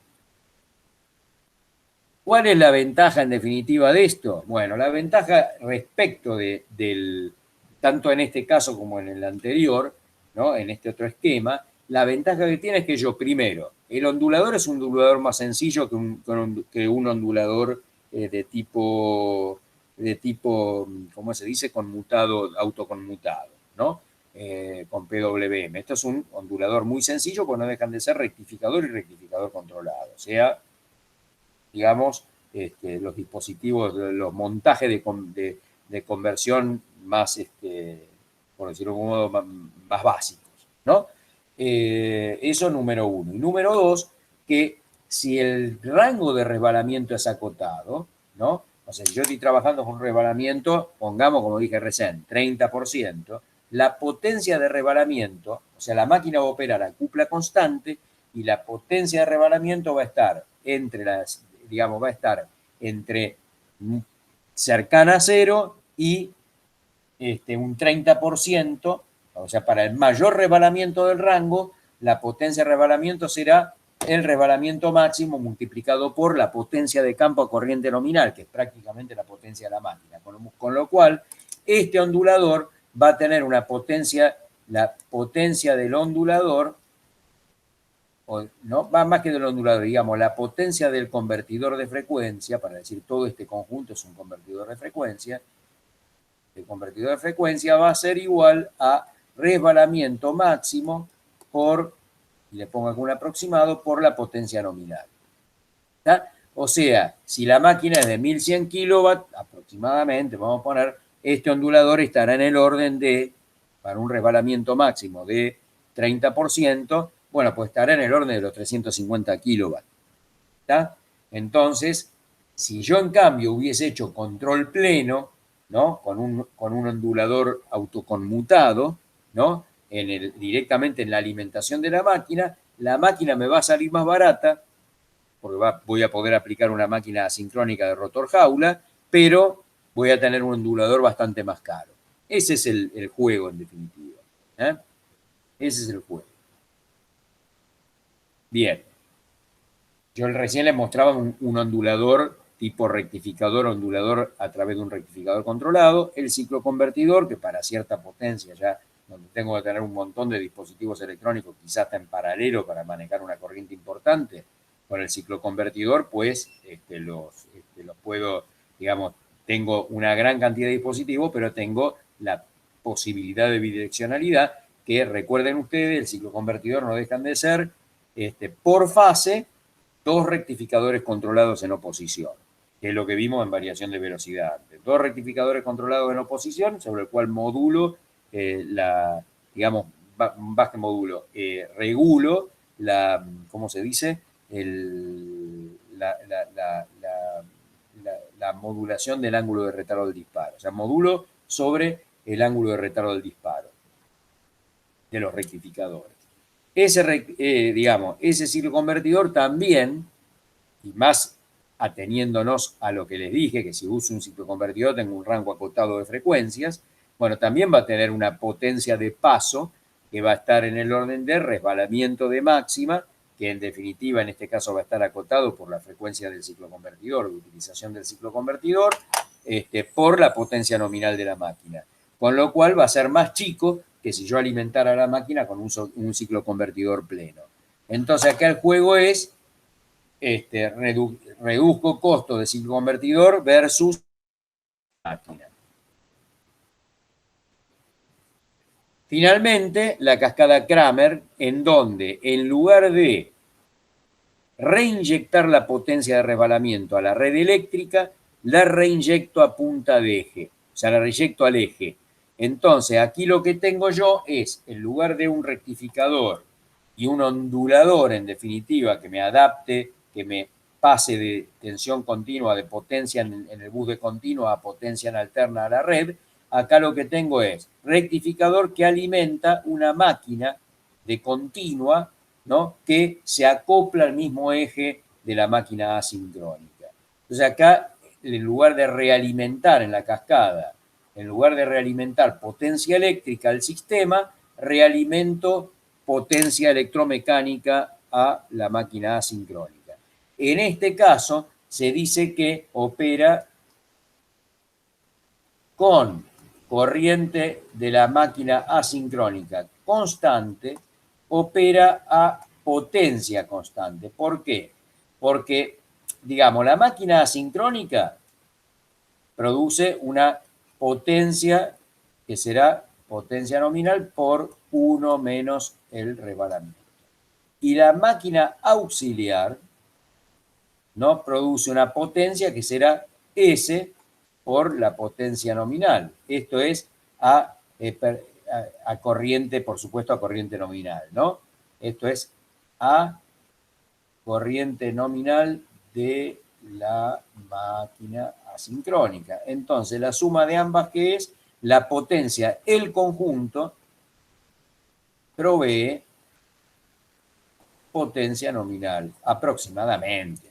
O sea que esto trabaja en todo el rango a potencia nominal. Claro, acá tenemos un problema, y es que para que esto trabaje a todo el rango a potencia nominal, significa que esta máquina la tengo que dimensionar a, por ejemplo, esta máquina, por decirlo de algún modo, potencia de la máquina auxiliar, ¿no?, va a ser igual a S máximo por la potencia nominal de la máquina asincrónica. Si yo quiero trabajar con un resbalamiento alto, pues tengo que trabajar con un resbalamiento alto, tengo que trabajar en una máquina de corriente continua de una potencia relevante. Pero no es solo eso. No es solo eso. Hay una cosa que ustedes ya creo que algo les debo haber dicho, y es que el volumen de máquina es proporcional a la cupla. Entonces, si esta máquina, ¿qué ocurre? Esta máquina, la potencia de diseño, es cierto, es resbalamiento máximo por potencia nominal, pero, ¿no?, la velocidad, ¿no?, de la máquina va a ser igual, la velocidad en definitiva. ¿Qué significa esto? Que para una potencia determinada, digamos, lo dimensionante es la cupla, no la potencia. Entonces, lo peor para esta máquina es que a medida que la máquina tiene que realimentar una potencia mayor, tiene que hacerlo, pero encima a una velocidad más baja. ¿Está bien? Tiene que hacerlo, pero a una velocidad más baja. Entonces, la potencia es esta, pero la velocidad de diseño pasa a ser igual a S por la velocidad nominal. Entonces, si el resbalamiento de diseño es alto, tiene que erogar bastante potencia relativa a la potencia de la máquina principal, pero además con una velocidad baja. Con lo cual, como el volumen de máquina es proporcional a la cupla, si no me mido, si no me, por decir un modo, restringo, puedo llegar a tener que colocar acá una máquina digamos, con un tamaño mayor, si se quiere, que la potencia, que la máquina principal. ¿Me explico? ¿Por qué? Porque si bien la potencia va a ser una fracción, pero es una fracción de una máquina que la tengo que diseñar por una velocidad baja. Entonces la potencia, el tamaño de máquina se va para arriba. ¿Por qué? Porque en definitiva, erogar con el conjunto potencia constante a una baja velocidad, ¿no?, en definitiva tiene que redundar en un mayor, digamos, en definitiva, tiene que redundar en un volumen integrado de ambas máquinas más grande. ¿Por qué? Porque es lo mismo que diseñar una máquina, digamos, de una máquina de la misma potencia, pero con baja velocidad. Y una máquina de baja velocidad a una dada potencia es una máquina con gran cupla, termina teniendo un volumen de máquina importante. ¿Está? Entonces, bien, ahí ese es un poco el tema por el cual, digamos, a medida que el margen de regulación es más, digamos, más amplio, la máquina rotante adicional termina cobrando un tamaño muy importante, y hay que ver si es aprovechable, porque en general, digamos, la mayor cantidad de casos siempre obliga a tener, más bien requiere, digo, de un rango de operación de máquina asincrónica a cupla constante y no a potencia constante. De todos modos, pensando, digamos, en la máquina de continua, acá no tengo otra que tener acá un motor, con lo cual esto puede ser o un motor de corriente continua o una máquina sincrónica, ¿no? Podría ser una máquina sincrónica, pero por supuesto, o digamos, conmutación electrónica. Puede ser una máquina sincrónica con conmutación electrónica o lo que le dicen un VLDC, o sea, es una máquina de corriente continua una máquina de corriente continua sin escobillas, ¿no? De excitación imanes permanente sin escobilla, que es, en definitiva, una filosofía similar, ¿no? Ya la vamos a estudiar eso. Bien. ¿Cómo son las curvas? Bueno, acá, ¿cómo son los puntos de equilibrio? A medida que yo excito más esta máquina, ¿no? Imagínense que ustedes van a tener acá una tensión de rectificador que tiene que ser igual a la tensión de la máquina de corriente continua, ¿no? Bien, pero la tensión a la máquina de corriente continua depende de la velocidad. Entonces, digamos, a medida que la velocidad de la máquina asincrónica, primero lo voy a dibujar y después lo vemos en el eje siguiente, ¿no? Para cada velocidad de trabajo de la máquina asincrónica, ¿no? A medida que, vamos a poner que acá yo tengo resbalamiento y acá tensión, ¿no?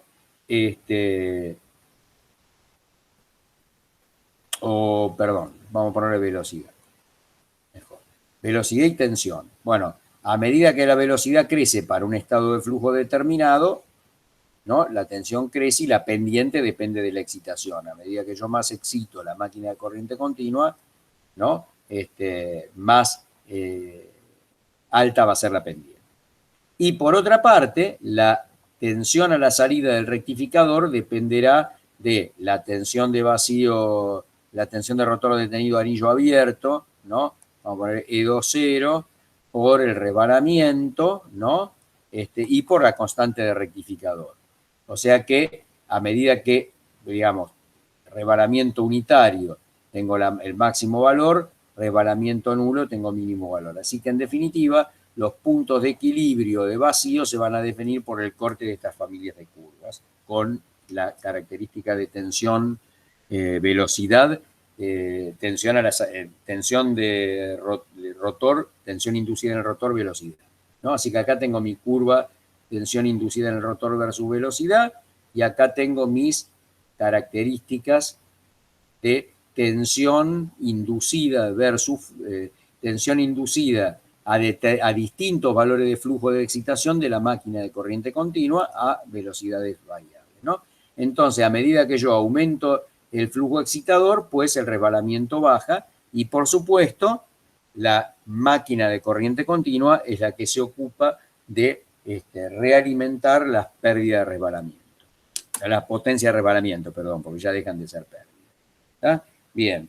Una variante de esto, por supuesto, es trabajar con un motor sincrónico, ¿no? Y un ondulador que en definitiva adapte, ¿no? Y como si este motor es sincrónico, yo puedo trabajar acá con un conmutador, con un rectificador de conmutación natural, a expensas obviamente de una forma de onda bastante fea, pero ¿por qué? Porque el motor sincrónico tiene, después vamos a ver cuando veamos variación de velocidad de motor sincrónico, el motor sincrónico tiene fuerzas electromotrices sostenidas por la excitación y por un flujo, digamos, un flujo de excitación. Entonces, como tengo un sistema de tensiones firmes, ¿no? Entonces, efectivamente, tendré polarización en directa, digamos, tengo, en definitiva, una polarización asegurada.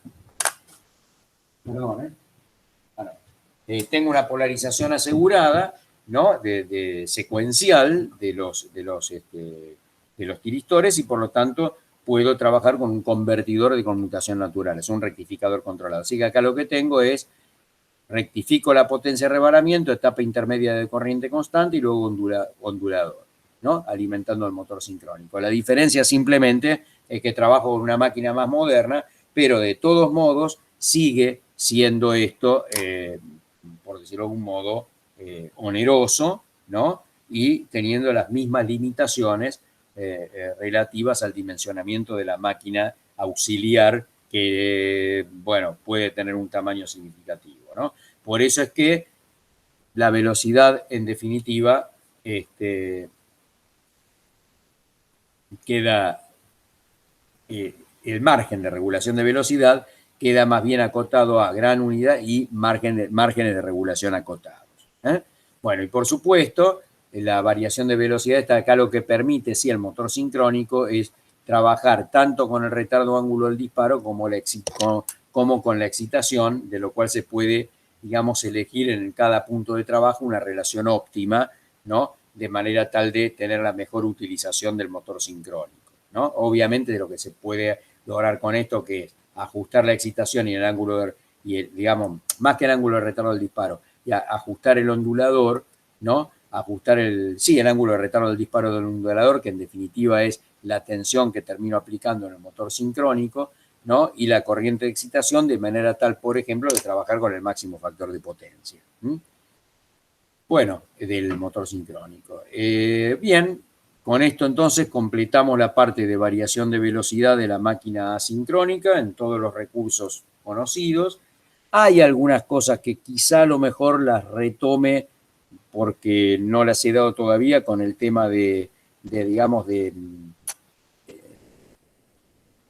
efecto de armónicos en los accionamientos, los sistemas de accionamiento eléctrico hacia la red y hacia la máquina, ¿no? Que le quiero dar un tratamiento particular, que le damos un tratamiento particular, pero quizá ahí les dé algo también, al menos presentarles lo que son los onduladores multinivel, que del punto de vista de la máquina son en definitiva más convenientes porque permiten tener digamos, un buen comportamiento con una menor frecuencia de switching, ¿no? Una menor frecuencia de switching y es algo que puede ser importante para accionamientos grandes. Por eso es que algunos accionamientos ya de cierto porte trabajan con multinivel. Así que, bueno, con esto, no sé qué hora es, no tengo mi reloj cerca. ¿Qué hora tienen? Ah, ahí lo tengo, ahí lo vi. 21:43, hoy, como les dije, la clase iba a estar un poquito más acotada. Así que, bueno, quedamos a disposición de ustedes para, bueno, por cualquier cosa que surja en la semana, cualquier inquietud que tengan. Sí, perfecto, profe. Ahí dejé de presentar. Y bueno, les van llegando las clases grabadas, ¿no? Eso lo guardan. Sí, profe, van llegando. Sí, están en el aula virtual. Perfecto, perfecto. Bien, no es no es que sea digamos, nada, como se dice, producido, pero por ahí alguna cuestión, alguna duda que les surja, siempre es mejor que cuando a veces en la presencialidad no queda nada grabado y no siempre se alcanza a tomar, ¿no? Por ahí en el vértigo del medio de la clase, a veces uno siempre alguna palabra se escapa, bueno, por lo menos el hecho de tenerla grabada y hasta pueden decir, mirá el lapsus que tuvo acá y eso que puede ocurrir también, ¿no? Pero bueno, tiene que verlo con un sentido crítico. Perfecto, Bueno. profe, le consulto, no sé si lo dijo al principio de clase, porque yo entré un ¿Sí? ratito después. El parcial de la semana que viene es teórico y práctico, ¿no? Sí, o sea, para Todo los que junto. quieren, para los que quieren dar, o sea, hacer la promoción, va a tener una serie de preguntas teóricas que van a ser preguntas del estilo de las preguntas guía, ¿no? De ese estilo, y bueno, son más para pensar sobre, la idea es no demasiado complicada, algunas son muy sencillas, otras no tanto, más o menos van a ser de ese grado de dificultad, y son más bien para pensar, o son de comprensión de los temas dados. Porque, eso es el mail que nos mandó, que recibimos hoy. Claro, el mail que le recibí, que le mandé hoy, porque yo el otro día alguno de ustedes me había preguntado y yo digo, no, pero están, y cuando fui a fijarme, algunas no estaban cargadas porque yo las había mandado por mail. Y en realidad tengo para toda la asignatura hecha preguntas. Entonces, me faltaba cargarlo. Y cuando iba a empezar a cargarlo, tuve problema de internet, estaba tardando un montón. Es más, tengo que reemplazar, hubo un par de presentaciones que tenía que ponerla actualizada, que no tienen nada del otro mundo, fueron nada más que alguna pavadita, ¿no? Y se las tengo que cargar y no la pude cargar. Así que calculo yo que mañana temprano ya, o durante el día de mañana la voy a poder cargar. Encima estaba, digamos, con una máquina conectada por Wi-Fi y cuando anda medio mal la conectividad de red por cable, por Wi-Fi es peor, digamos, ¿no? Así que bueno, Profesor, perdón, yo tampoco sé si lo comentó, nos conectamos aquí y el examen se sube al aula virtual, ¿cómo? Ah, bien, bien, claro, porque ustedes el primero quedan con nosotros, perdón. Miren, nosotros hacemos lo siguiente, ¿no? A la hora del examen, ¿no? Se genera le mandamos un link a un aula virtual a la cual ustedes se conectan y a la vez y en paralelo se les manda, ¿cómo es? No se les manda, se cargan los temas como si fueran trabajo, ¿no? Como trabajo en el campus, ¿no? En el campus. Y en realidad les decimos, digamos, en el caso que es, digamos, definitiva examen a distancia, armamos distintos temas, ¿no? O sea, con algunas diferencias. En general, digamos, con la parte teórica, ¿no? Porque en la parte práctica que vamos a lo mejor hacemos alguna diferenciación, pero bueno, puede haber temas distintos, sean teóricos o en práctica, eso lo vamos a decidir. Pero de todas maneras, a ustedes, digamos, se les va a cargar el trabajo, digamos, se les va a enviar el tema por grupo, ¿no? Los temas por grupo, y el parcial. Yo, disculpen que estoy igual porque me parece que en algún momento cambiamos de metodología. No deja de ser similar, medio transparente para ustedes, pero seguro los resultados de examen se les pide que lo carguen y se abre precisamente espacio para que los carguen en el campus, ¿no? O sea, terminado el tiempo, ustedes cargan digamos, escaneado de la forma que les resulte más, digamos, práctica, en el campus, ¿no? Digamos, con el tema asignado y los temas asignados y las respuestas, ¿no? El trabajo. O sea que se va a abrir en el campus digamos, una tarea, ¿no? A la cual ustedes van a tener que ir cargando los resultados de la evaluación. Y los temas se los vamos a mandar, yo creo que vamos a terminar, digamos, más bien de este modo, los temas se los vamos a mandar por grupo, por mail. Así, Okay. Porque si no, es bastante complicado tener que armar grupo para esto particularmente y asignarle el tema por grupo, ¿no? Entonces, lo que sí vamos a hacer, le vamos a mandar el tema por mail, ¿no? Con el link a la sala de evaluación, o quizá a lo mejor la sala de evaluación usemos esta misma, ¿no? Pero lo que sí van a tener es el envío por correo de los temas que les correspondan a cada grupo, o sea que se hará un envío para un conjunto a determinada hora, se hacen envíos por conjunto de alumnos. Bien, profesor, la última consulta de mi lado. Cantidad de ejercicios prácticos y cantidad de preguntas. No, la cantidad de ejercicios prácticos van a ser, van a ser 3. Sí, ¿no? 3, lo había hecho, sí. Van a ser 3 como más o menos en los temas que ustedes han venido resolviendo. Y preguntas que el año pasado eran más, esta vez vamos a hacer, yo creo que, como si no nos va a dar el tiempo, 6 a 8 preguntas, no más. Ok, bien. En ese orden. Porque el año pasado creo que hicimos 14 preguntas en el primero, pero bueno, se le dio, eran preguntas bastante cortas igual y variadas y estaban, pero bueno, nada, después de ver eso, y yo considero que es mejor, digamos, evaluar, porque el año pasado hacíamos tramito de evaluación por tramo, la verdad que creo que fue un lío y era un poco también por nuestra propia inexperiencia en esta manera de tomar. A ver, digo, no, hacemos el día directamente, porque yo lo que hacía era, bueno, hacemos la evaluación por tramo y seguíamos dando igual. Entonces después de dar un examen, por más que sea cortito, no tenés ganas de tener una clase, digamos, ¿no? Entonces mejor es, se preparan, hacemos el examen, y directamente la clase que viene entonces la dedicamos las 3 horas para la evaluación, y de todas maneras para hacer todo en una jornada vamos a acotar un poco vamos a acotar la extensión. Si son 8 van a ser, varias preguntas van a ser más bien cortas, ¿no? Van a ser más de razonar y responder, no demasiado, no van a ser tema a desarrollar, porque convenimos lo siguiente, ustedes tienen el material a mano y son una cierta cantidad que nosotros no podemos controlar. Entonces prefiero hacerles preguntas de comprensión, ¿no? Para razonar sobre el material, ¿no? Y responder en función de eso con buen criterio, y no van a ser entonces, digamos, preguntas que insuman demasiado tiempo. Por eso que estoy hablando de 6 a 8.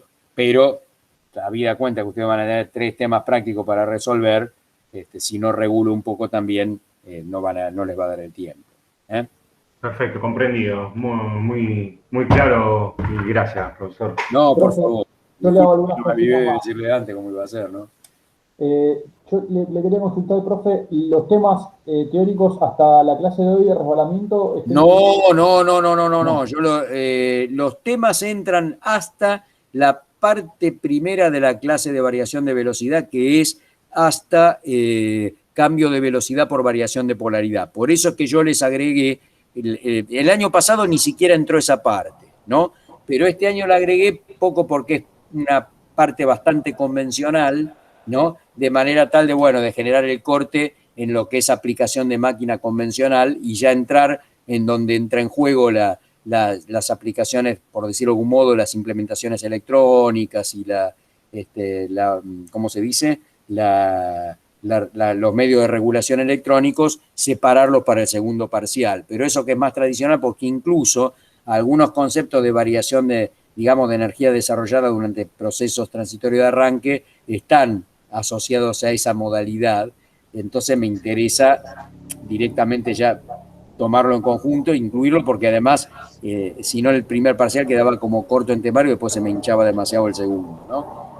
Pero es un tema nomás. Yo entonces les di el cuestionario. Hay un cuestionario del cual solo tienen que tomar como guía esa parte. El resto ya es segundo parcial. Se los aclaro en el mail. Se los aclaré en el mail. Perfecto, profe. Y la ¿Está? última, respecto a las preguntas teóricas, yo no sé si es viable que respondamos tipeando con la computadora, por ahí es un poco más rápido para algunos. A mí me ha servido en otras materias. Miren, sí, ustedes dicen si por ahí les conviene más hacerlas por computadora. Sí, yo, digamos, por ahí manuscrita, pero, a ver, de todas maneras, el problema es, digamos, que siempre cuando es manuscrito tiene como un mejor resguardo de autoría, ¿no? Porque la letra, bueno, no, era una consulta porque por ahí algunos otros docentes nos permitían, es lo mismo, lo hacemos a mano, no hay problema. No, son una cierta cantidad. A ver, la verdad es que no puedo decir, no puedo, o sea, no estoy diciendo esto porque me inspiren desconfianza, ni mucho menos, disculpen. Es simplemente por el hecho que nosotros como profesores tenemos que, más allá de la confianza que les tengamos, tener cierto resguardo como por decirlo de algún modo, como funcionario, como autoridad, ¿no? Entonces, decir, bueno, que sea manuscrito en alguna medida donde uno dice, bueno, puede identificar letra y demás, es como decir, bueno, tengo como una suerte de respaldo de autoría. Si en cambio es un tipeo, bueno, qué sé yo, por ahí, está bien, nos daríamos cuenta igual si se lo mandaste por mail a otro, ¿no? Pero nos daríamos cuenta igual, pero preferiría, digamos, que sea manuscrito. Perfecto, profe, clarísimo, gracias. Bueno, no hay por qué. Bueno, muchachos, hoy una última consulta. Sí, adelante. Digamos, ¿considerarías bien respondidas las preguntas? ¿Están respondidas de forma concisa, corta? Sí, o sea, acá la intención no es que hagan, o sea, precisamente el cambio, digamos, en el enfoque del examen es que si yo los tengo digamos, en un ámbito en donde no consultan información ni nada, sino que estamos en el aula, por ahí directamente sí, a lo mejor en lugar de hacer una pregunta concisa diciendo, bueno, ¿qué pasa si tal cosa? ¿No? O por qué tal cosa depende de esta otra, a lo mejor digo, bueno, digamos, le doy 3 temas a lo mejor a desarrollar, donde a lo mejor tienen que deducir algo, tienen que demostrar o mostrar, digamos, y por decirlo de algún modo, de carácter como más monográfico, ¿no? Que por ahí capaz que a lo mejor tampoco es la mejor manera de evaluarlo, porque no sé de ese modo si hicieron una buena comprensión. Porque a mí lo que más interesa es entender las cosas, porque, digamos, el conocimiento, así entender las cosas, quiero decir con esto, que ustedes tienen capacidad de formar criterios, de comprender, de pronto leer una información y poder interpretarla de un sistema, un accionamiento, un catálogo, que sepan aplicarlo, ¿no? Y eso es más importante a lo mejor que hacer una muy buena exposición sobre cualquiera de estos temas. Lo que sí hemos hecho nosotros, el año pasado fue todo virtualidad, es esa parte complementarla con darle 6 preguntas al azar a cada uno, ¿no? Y que usando incluso hasta la información misma que tienen con las presentaciones de clase, con la literatura y lo que sea, me hicieran una presentación breve cara a cara y oral, cara a cara, pantalla a cara si quieren, ¿no? Oral, en donde yo pude realmente constatar que habían comprendido los temas, porque en definitiva es eso de lo que se trata, porque después la información está, ¿me explico? O sea, la información, retener algo en la memoria o no retenerlo, es secundario, lo que importa es comprender las cosas y desarrollar competencia que te permita aplicarla, ¿no? Que es en definitiva lo que hace más a la función del ingeniero en la práctica, ¿no? Y bueno, entonces acá es más pregunta orientada, a lo mejor algunas cosas hay que trabajar un poquito, pero son preguntas que se busca que no sean de respuesta extensa. ¿Me explico? Y si una pregunta es, digamos, sí por tal cosa y se responde sí por tal cosa y eso se comprende y está autocontenido, fenómeno. ¿Me explico? Sí, perfecto. Muchas gracias. No hay de qué. Bueno, muchachos, hoy me redimí de las últimas que estuvieron un poco densas, en extensión. Así que, bueno, nada, cortamos un rato antes. Perfecto, profe, buenas noches. Cualquier duda, bueno, Leo, yo estamos a disposición de ustedes, y bueno, y nos mantenemos en contacto. Buenas noches. Gracias, buenas noches. Buenas noches, gracias. Buenas noches. Buenas noches, profe. Gracias.